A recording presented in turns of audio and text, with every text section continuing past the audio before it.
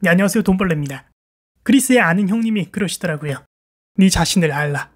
네, 저 빡대가리입니다.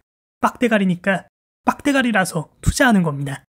아니, 뭔 빡대가리가 투자를 못하냐?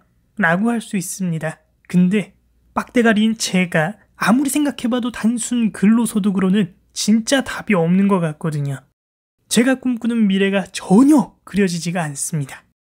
우리가 투자를 해야만 하는 이유가 있습니다. 첫 번째로 근로소득의 한계가 있습니다. 근로소득은 쓰레기다. 그런 말은 절대 아니고요. 대한민국 직업 종사자 10명 중에 단 2명만이 대기업에 종사한다고 합니다. 저 자신을 빡대가리라고 비유했지만 사실 저도 개인의 능력을 올리는 게 진짜 베스트라 생각합니다. 누구나 고연봉의 전문직, 대기업을 다니고 싶지만 현실은 아니죠. 심지어 직종에 따라 업종에 따라 소득 격차가 더 커져 빈익빈 부익부 현상이 일어나는 와중에 이런 상황에서 근로소득으로 부자가 된다는 것은 가히 불가능에 가깝습니다. 평범한 직장인이라면 부를 위해 근로소득은 당연히 거쳐야만 하는 코스이지만 만족할 만큼 연봉이 오르는 일은 사실상 거의 없죠. 그리고 내가 몇 년 차에 얼마를 받겠구나 유추함으로써 명확한 한계가 있다는 겁니다. 진급을 하면 연봉도 오르고 충분히 먹고 살 수 있을 거라 기대하지만 상사를 보면 저와 똑같이 허덕이는 게 현실입니다. 직장인에 비해죠. 근데 선택해야죠. 그냥 포기하던가 아니면 아예 갈아놓던가. 두 번째로 인플레이션을 방어해야 합니다. 점심값이 미쳤습니다. 더럽게 비싸요. 이미 화폐 가치를 온몸으로 실감하고 계실 겁니다. M2 통화량 그래프를 보면 달러의 통화량은 꾸준히 우상향하는 모습을 보여줍니다. M2 통화량은 시중에 풀린 돈을 의미합니다. 특히 2020년 양적 완화로 통화량 증가율이 급격하게 올라간 모습을 볼 수 있습니다. 미국이 이렇게 돈을 풀면 우리나라도 환율을 방어하기 위해 어쩔 수 없이 돈을 풀 수밖에 없습니다. 달러와 원화 관점을 각각 별도로 봐야겠지만 결국 단기간에 통화량이 급격하게 늘어나게 되니 돈의 가치는 하락하게 되는 거죠. 반대로 돈의 가치가 떨어질수록 자산의 가치는 상승합니다. 그렇기 때문에 우리는 화폐 가치 하락을 해지할 수 있는 자산의 소유권을 지녀야 합니다.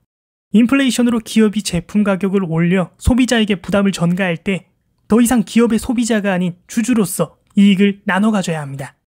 과거 2012년도 1억의 가치와 2020년도의 1억의 가치가 다르듯이 미래의 2032년도 1억의 가치는 또 다를 겁니다. 통화량 확대는 인플레이션으로 이어지고 자산의 격차로 벌어져 우리를 점점 가난이라는 늪에 빠지게 만듭니다.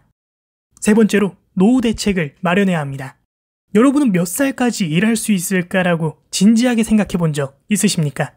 통계청 자료에 의하면 41세의 근로소득의 정점을 찍고 60세부터 적자로 전환되는 모습을 볼 수 있습니다.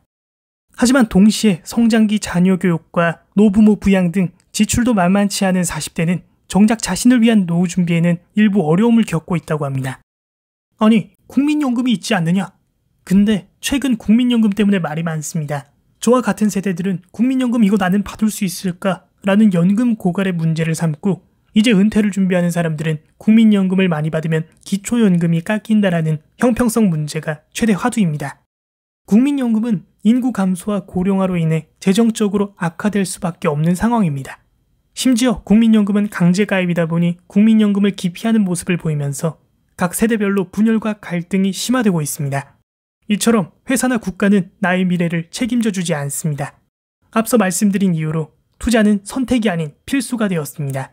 투자를 하지 않는다면 돈을 벌면서도 가난을 경험하게 될 겁니다. 지금까지 돈벌레였습니다. 영상 끝까지 봐주셔서 감사합니다.